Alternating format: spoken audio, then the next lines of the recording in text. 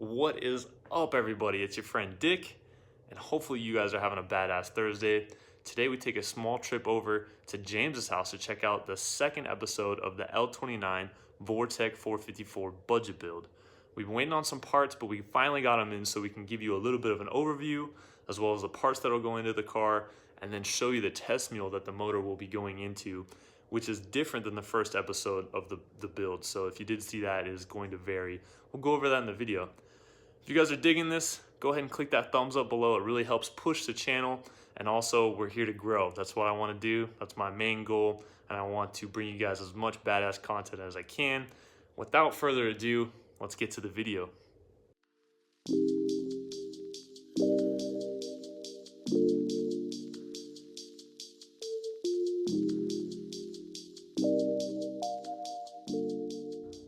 Alright, so here we go. We have the table set up. I'm going to flip around here and we'll start asking James questions and letting him kind of show what we're talking about. So there's the beast. We pulled this out in episode 1 out of Suburban. And then over here we have some more parts, pieces, and things that we need to go over. Alright, James, so first and foremost, what can we find one of these motors in? 96 to 2001 pickup trucks. Usually the 3/4 ton or 1 ton, or a Suburban. Suburban, just like we did, right? Yep. Cool. So the overall goal of this build for you, like, what can it be described as, you know, for someone that's maybe wanting to do something similar with a big block? Well, for most people, everything is the LS on the cheap, like those. But you can do one of these pretty cheap and make a lot of power, but I would say the goal is to try to get it to run 12s on a budget. In the test mule? Something kind of heavy. Cool. So without a turbo. Without a turbo, just NA. NA. So all the fuel injection stuff will come off, the heads will come off, oil pan will come off, and then we'll pull the cam. On this one, I'm not going to open up the ring gaps or anything like that. It's got about, I think we figured about 160,000 miles on it. Yeah, it was pretty low mileage. But it's still probably loose enough, or we can pull one piston and just check the rings on one to see how it is. Just in case we spray it or something? Or? Well, it has these really, really cool, made in Austria, exhaust manifolds, and I've never seen them, but normally on these, one of them is real scrunched up, and right up in here is really small, where you can't do much. So I think on these, you could actually do a flip and do a pretty nice exhaust on, say, a body Chevelle or Camaro or Nova or something, and really, you know, utilize the manifolds kind of like the LS guys do. But maybe these are common. I don't know. I've never seen them before, and I've never seen them where they look like they open up really nice like this, and both sides are the same. Yeah, it looks pretty good. And usually, maybe because it was a Suburban, I don't know. But on this side, it has a nice big opening also. But if it goes into Le Mans, it'll just use the same set of headers. Also, a quick side note, there is a link in the description for what I'm using right now as far as my new camera contraption that Katie got me. Thank you so much. There's the DJI Osmo 3. You're probably seeing some mess ups on my part, so just forgive me throughout this whole video. So, all right, so there's a motor. Let's go over the bottom end. You're pretty much not doing anything in the bottom end, right? Maybe the oil pan change. Well, we're going to use one of these because it's going to go in A body. The cheapest pan out there that'll fit a Gen 5 or Gen 6 is this Jake's pan. Now, if you look at it, it's kind of funny how it's identical to a B&B pan if you put them up side by side. So I'm thinking B&B makes them for Jags. A little suspect. Here's the problem. Their pickup for this is like a crazy amount of money. It's like $56, and it sits 3/4 off the bottom of the pan. Which doesn't sound good. I don't know. I've used them before, and I didn't have a problem. The last one I did, so I'm going to figure out a different pickup for that. But in the meantime, we'll weld on 2 bungs for just in case. Okay, just in case. So we don't have to do it twice. So pretty much just that, and then you'll get a stock rod, stock crank, stock. The crank, rods, pistons, everything will be stock. Your Gen 6 are all 4-bolt mains. Okay. Have no provisions for a fuel pump, and then they have the recessed cam, you know, for the thrust plate, which folds the cam in, which is really, really nice for hydraulic rollers. Oh, okay. I see. Problem is it makes the cams a lot more expensive. But the good news is you can buy a brand new ZZ502 cam, which I bought this actually used for 60 bucks. It's in nice shape and has low miles. So this is another cam. This is like the 502 steel-headed motor. Okay. It's a little smaller. It's like 510 lift. So the cam we're going to use, brand new on Summit, is about 237 for hydraulic roller. But here's the specs. It's 224, 234 at 50, 527, 544 lift. Here's the deal on these motors. You cannot go over 550 lift. Okay. So if you watch like Richard Holder when he does his Vortec builds, the comp cam he uses is right at about 540, I think. Okay. We're going to use all the same valve train he does because it's the cheapest way to do it. Unless you buy the cutter for the guides, you can go with a single or double spring. But at the end, it just costs more money. So if you're trying to do it in your backyard, we'll use the Beehive springs. And then the anti-rotators, their valve locks, and then their retainers. Okay. So here's the... So basically, I got all of this stuff. This is the most expensive part of the build. It's about $305 For all of this? everything. Okay. The problem is now after October 1st, thanks to our wonderful government, we get to pay tax on eBay, so it costs a little more now. These are the anti-rotators? Yes. So it doesn't allow the spring to rotate basically or whatever? And then, so Comp has this all figured out on their website. Or We'll throw a link down below in the description of this setup just in case someone wants to mimic this build. And then the other thing on their heads, they're non-adjustable valve train, and it's a 3/8 to 7/16. So ARP makes this really great setup here. So for these studs, it looks like they're Mark 4. Oh no, Mark 5. My bad. Mark 5, Mark 6. So it makes it adjustable. So now you can run a set of roller rockers. The roller rockers we're going to use is just a used set I picked up at a swap meet. They look like maybe old cranes or something, but they're 1/7s. 1/7s. And came with the poly locks. What would you suggest for someone that maybe didn't pick those up? Just go buy a set from like Summit or something.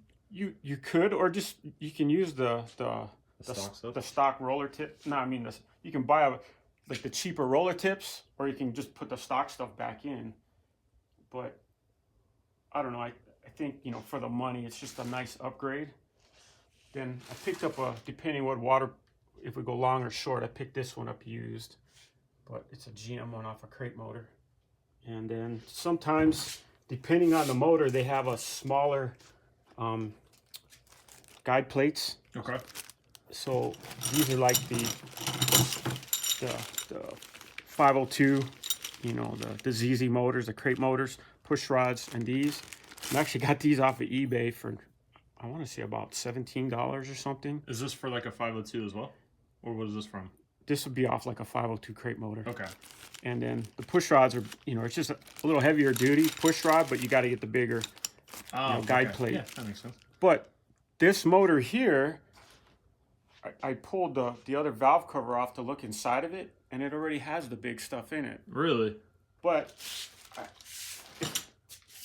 also, if we look down here, it looks like it was a remanufactured motor from GM. So we'll have to look and see if it's 30 over or if it was at some point somebody's gone through it GM wise. Because it was in the glove box of the Suburban. Was those like receipts or something? Warranty paperwork for the motor. Okay. And that's how we kind of figured out. So like maybe some of them, once they go through them or something, they put the bigger stuff in there? I don't know. That's kind of cool. The last one, the one that's in the Gremlin, the Vortec 454, it's had the smaller stuff, so I had to upgrade it up. Okay. So I'd already bought this stuff, figuring I'd upgrade this one, and it was already the better stuff. So this stuff is just kind of for show and tell right now, not going in this motor because we already have some. Yeah, but if people want to see if they have the smaller push rods, you can upgrade. Pretty easily. Yeah. What's the cost on that? Did you already say? I got all the guide plates. I want to say they were like $17 off of eBay. A guy has a ton of them he's selling. And the push rods I already had. We'll reuse the flex plate. We'll put a new rear main seal in. Now, when it comes to the timing chain, this is like the stock single roller setup, which we'll probably go with in here. Okay. Because it's probably got might have the fabric one in it. Not the fabric, but that junky one. Oh, is it like that white plastic, like the nylon plastic, or whatever it is? Nylon. But what's the bomb for these so motors? You could use the stock one if you wanted to. Yeah, okay. yeah. Yeah. But the nylon, I just don't want to play. You don't like that. You know? And then these are the killer setups from that Howard's has. We won't use this, but this is just some example. It's got the roller bearing on it. That's pretty rad. Thrust bearing. And these are really reasonable. I think this was like $68, $70. That's actually sounds pretty legit. And I think they're made by Rollmaster out of... Is it single? Yeah, it's single, right? No, it's a double? Oh, hell yeah. I think it's made by Rollmaster from that Australian company. Well, the problem is the harmonic balancer on this motor is narrower because it has the 300 thousandths plate for the pickup. Okay. The magnetic pickup plate. One problem I'm looking at already is that this thing doesn't look very good at all. No, it's pretty beat. So if we were doing like the mega low buck, just leave it. Yeah, well, I'll try to find a used one. The difference on the Gen 6s here is there's just a 6-bolt aluminum cover on them. And then this air gap, you said you got it for a deal. You were telling me earlier. Well, I initially bought this one down here for $100 to use on this, and then I actually found this one at the Glendale swap meet for $85. Most people won't believe that, but I couldn't believe it actually. You're the swap meet king, so I believe it. Oh, what about head gaskets? Because I see gaskets here. What I did, I got the regular Felpros I initially ordered, but then I found these. I'm pretty sure they're Chinese MLS ones. We like Chinese stuff. And I want to say they were like $28 or something ridiculous like that. Off of eBay? Yes. Oh, yeah. So I think we'll be going with these to try them out. There's some differences, right, between the 5, 6, and 4, like the Mark 4, 5, and 6 gasket? They're different water openings on them. Okay, so you can't mess that up. Yeah, so you got to make sure you're getting Gen 5 or Gen 6. That's the same for 5 and 6? Yes. Okay, cool. And then I got some cheap gaskets I already had, but I'll probably use these because they just a little thicker and seal up really nice for the intake. Hell yeah. All right, so this is pretty much it, man. I mean, I guess the last thing we could hit is the HEI. Yeah, we'll probably go to HEI, or we'll use the distributor that's in the car now. And then this, we went over the cam, so I think we're good there. Yeah, cam is good. And then at this point, I guess is the part where we get to show the test mule. Yeah. Test mule.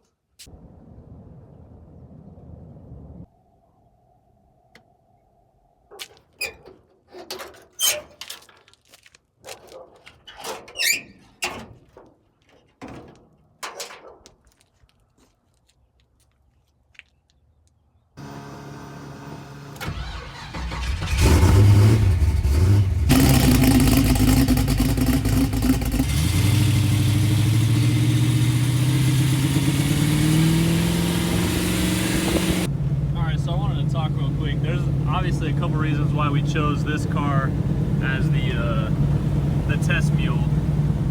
I guess one would be that it's already together, right, with the big block. Yeah.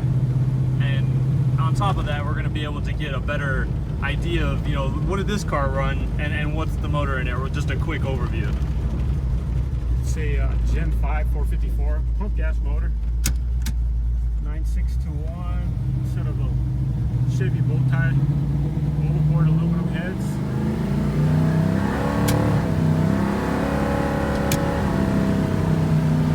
What it run? It runs high 11s, pump gas, mufflers, nail fixture tires.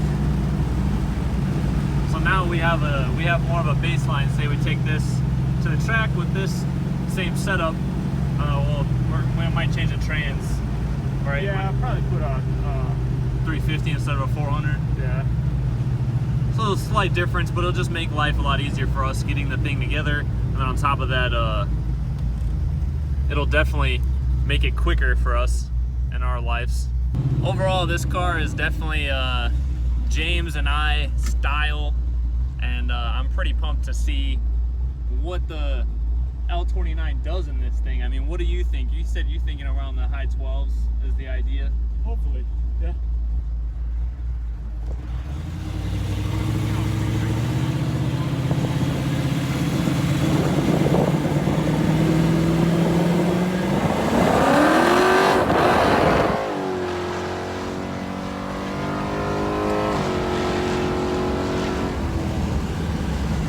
That feels pretty good. Damn, cameraman's an animal. As soon as the wind caught the gimbal, it just started pushing on it.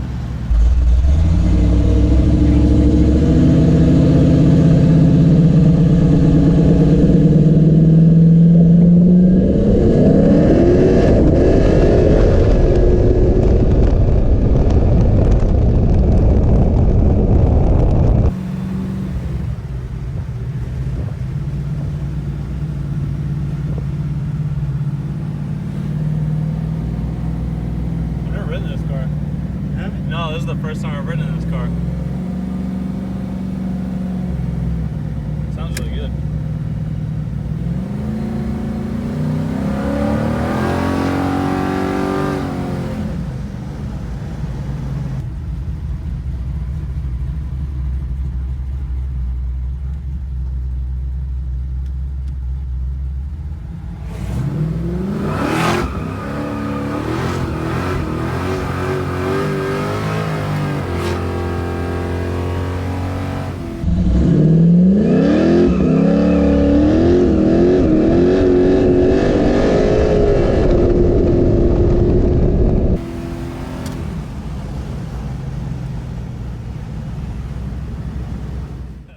So that's going to do it for today. We got to check out James's L29 454 Vortec build.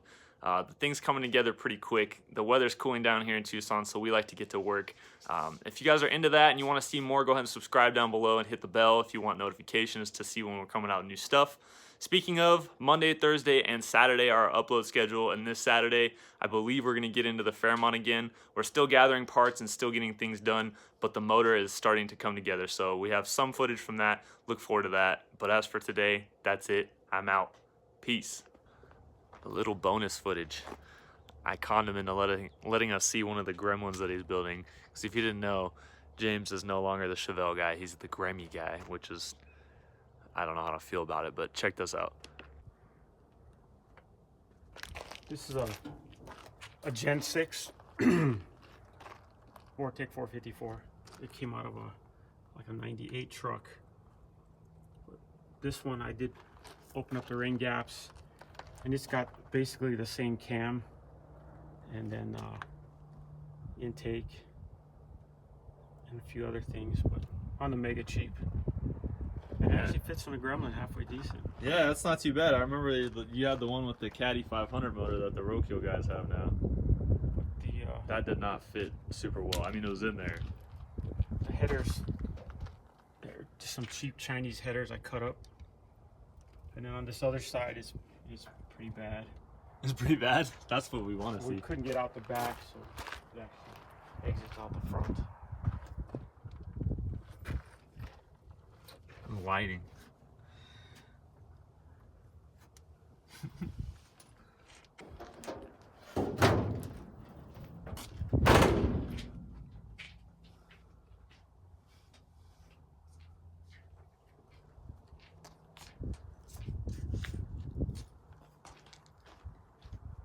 And this is another GM cam that keeps flipping over upside down. A little learning curve. Around and around. It's a learning curve.